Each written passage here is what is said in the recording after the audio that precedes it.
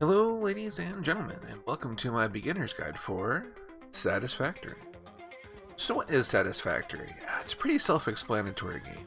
It's about building a factory on an alien planet and meeting various production goals, as these factory games usually are.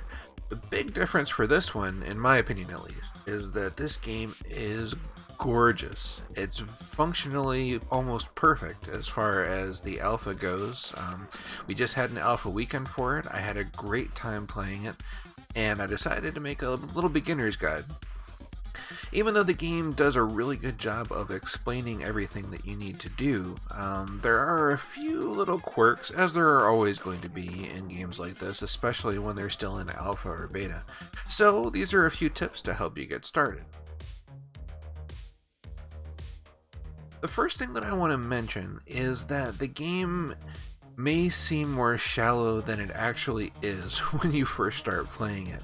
I know I was disappointed initially when I got in and it looked like there were only like 5 upgrades to my base with some pretty minimal things that I could actually do to upgrade my equipment and build new things.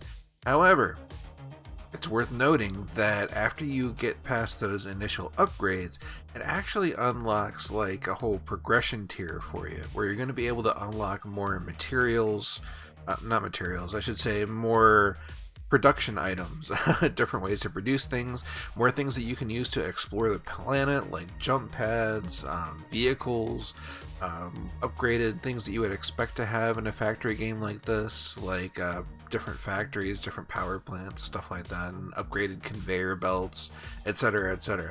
So there's all kinds of really cool stuff that you are going to get access to. You just don't see them when you first start playing the game. And I'm kind of hoping that's something that the developers will change eventually. Once again, this is very early in the development of the game. Early access hasn't even opened up yet. This was just the alpha weekend of it. The first thing, and this is going to be in the title of the video, so I suspect people will be coming here to see this, is when you're placing down a miner, not the portable miner, you don't have any trouble with that, you can put that down, it's pretty clear as to where you can put it.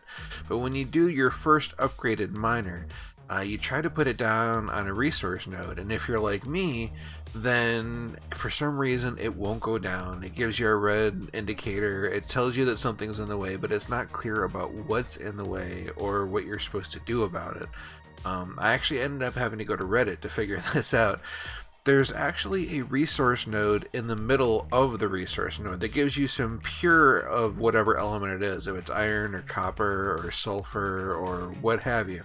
In the middle, that little part that's sticking up is actually destructible. So all you need to do is go in and click on it until it goes away, and then you'll be able to place your miner without any problems and turn it just like you would expect to. So that's the biggest gripe that I had initially, was not being able to figure that out. But once you do, it makes sense. And my friend who is also playing actually didn't have this problem, because one of the first things that he did was destroy one of those pure resource nodes. So your mileage may vary as to how useful this information is, but if you didn't know that was destructible, now you know. The second thing that I'm going to mention is a little bit of a quirk with the splitters and the combiners. This may or may not affect you once again, and it's a very small gripe, but when I tried to put I believe it was the combiner down the first time, nothing would come out of it. Like the input was lined up, everything looked like it was working fine, and it wasn't. So what the deal is sometimes when you put down the splitter or the combiner on a conveyor belt that already exists, as you can see in the video here, you actually have to move it around a little bit, or not move it around, sorry. You actually have to bring up your conveyor belt, like destroy it. You get the parts back, so this doesn't really matter that much, but you destroy that conveyor belt, build it from the combiner or the splitter back to the thing that you're coming out of instead of the other way around. After that, it works just fine. So I'm sure this is a bug that the developers will fix eventually. It's a very minor bug. It doesn't happen all the time, but it's something to be aware of, that this is a simple fix for it. It took me a while to try to get that working. You know, I destroyed the combiner, put it back down again. I looked around to see if the power wasn't on, because the things come up to the combiner, whatever's on the conveyor belt, and they just stop there. So, whatever. The point is, it's an easy fix.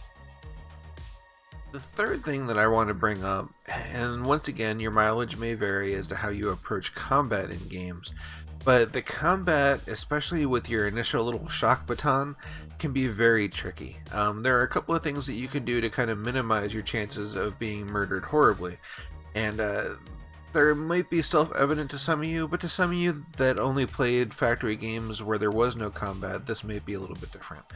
So the little pig bears, right? They chase you around. I don't remember what the name of them is in the game, but you know what I'm talking about once you see them. They speed up, they do a wild charge, they run around you in circles, and eventually they try to hit you. If you get on top of a rock or any other object that doesn't have an easy ramp up, then they'll run into it and they'll stop, and that'll give you a chance to kill them. That's the easiest way that I found early on in the game to kill those things. My second piece of advice is, if you see two pig bears, just run away. You can kill them. I'm sure you can. Is it worth it? Probably not. Not before you start getting some upgrades. You know, once you get like the rail spike gun or what have you, I'm sure it gets a lot easier. But initially, it's probably best just to run away if you see two of them, because dying is a little aggravating. You have to run all the way back to your body to pick up anything that you had on you. Other than that, I don't think there's any penalty, not that I saw, so it's not that big of a deal. It's not the end of the world if you die, but if you see two of them, chances are your best bet is to run away until you get some upgrade. My fourth piece of advice is more for people that haven't played any of this type of game before, and that is pick up everything. You have limited inventory space, so you don't have to go buck wild on it, but eventually you're going to unlock a scanner that you're going to be able to use to scan different items that you pick up, and having a bunch of those items already in your inventory will make going through that process a little bit easier and keep you from having to keep running out of the base every time that you want to scan something to find whatever it is, whether it's the barrel nuts or the pale fruits or what have you. And yeah, that's pretty much all there is to it. Everything is going to have a use eventually. Exception maybe of flower petals. If you don't care about painting things, then the flower petals don't have a ton of use. But all the leaves, all the sticks, you're going to need lots and lots of biofuel before you get upgraded. So it just makes sense to pick all that stuff up. So that wraps up my beginner's guide. Very simple tips for the very beginning of the game. There'll definitely be more videos on this game in the future. Probably I'll make another one out of the footage that I've already got. And once the game opens up, March 19th is when the early access is scheduled to begin. And I'm definitely going to be making more videos once that starts up. So if you enjoyed this, if the game looks interesting to you, if you're not sure whether you want to buy it or not, and you want to see more information, definitely subscribe and check out my future content. In the meantime, feel free to check out my other Let's Plays and guide videos on this channel. So, thanks again for watching, and I will see you all next time.